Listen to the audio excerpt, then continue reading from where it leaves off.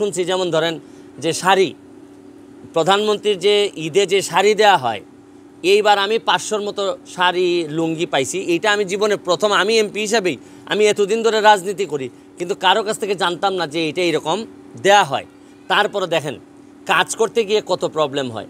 আমার বিরুদ্ধে ইদানিং একটা অভিযোগ করছে, আপনি খেয়াল করে দেখছেন কিনা, যে আমার এই যে শাড়ি, এই শাড়ি নাকি আমার কোন বন্ধুর বউ নাকি পাইছে, ওনারা রিজেক্ট করছে যে জাকাতের শাড়ি আমরা নিব না।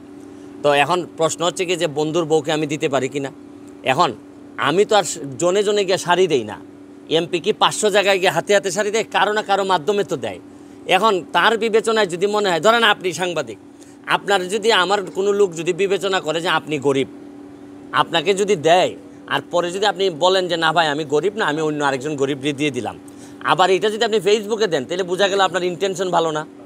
আপনি একটা এমপির বিরুদ্ধে অভিযোগ আনবেন কখন?